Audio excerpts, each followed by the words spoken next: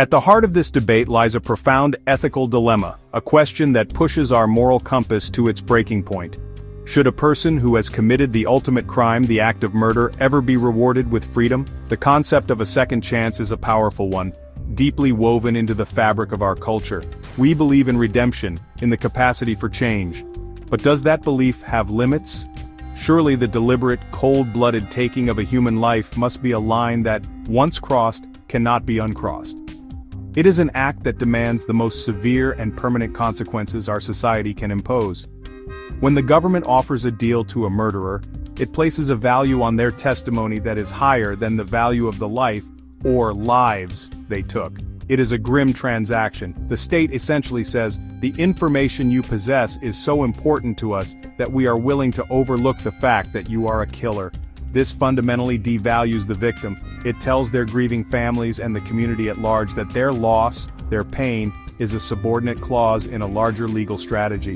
The moral authority of the justice system is built on the promise that it will speak for those who can no longer speak for themselves. This bargain feels like a betrayal of that sacred promise. Consider the perspective of a law-abiding citizen. You work hard, you pay your taxes, you follow the rules.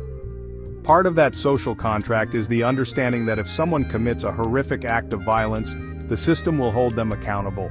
WITSEC, when applied to violent criminals, shatters that contract. It creates a two-tiered system of justice. One for the ordinary person and another, more lenient one for the well-connected criminal who has something to sell. This erodes public trust and fosters a deep-seated cynicism about the fairness and integrity of our legal institutions. How can we trust a system that coddles killers?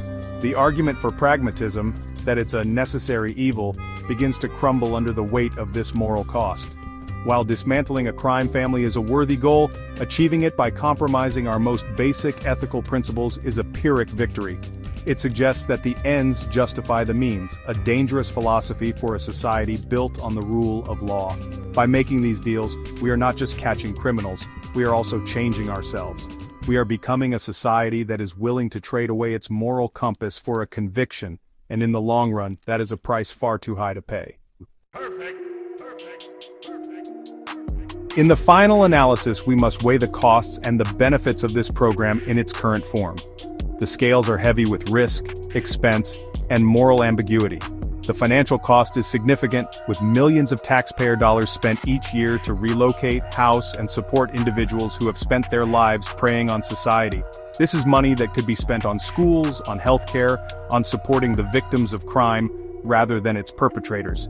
We are funding the retirements of men who should be spending their lives in a prison cell, and we are asked to call it a good investment.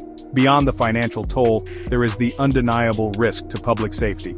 As the case of Sammy Gravano so vividly demonstrated, relocating a predator does not necessarily reform him. It can simply move the threat from one community to another. We are placing ticking time bombs in quiet neighborhoods, hiding their violent pasts from the new people they live amongst, and hoping for the best.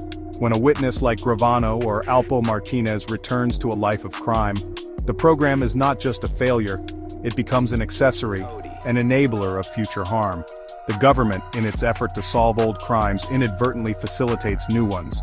The purported benefits, the convictions of other dangerous criminals, must be examined with a critical eye.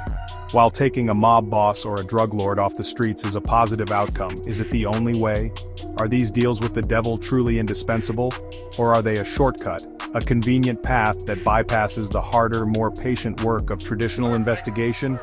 By relying so heavily on the testimony of co-conspirators, we may be neglecting other methods of building cases, methods that do not require us to compromise our principles and reward the guilty with freedom. The current application of WITSEC to serial murderers and violent criminals is a dangerous and morally corrosive practice. It subverts justice, endangers the public, and betrays the trust of law-abiding citizens. The price of their testimony is simply too high. It is time to redraw the line. Protection for the truly peripheral witness, the innocent bystander, is one thing. But offering freedom and a fresh start to men who have built careers on violence and death is a bargain we can no longer afford to make. Justice should not be for sale, and a second chance should not be the reward for murder.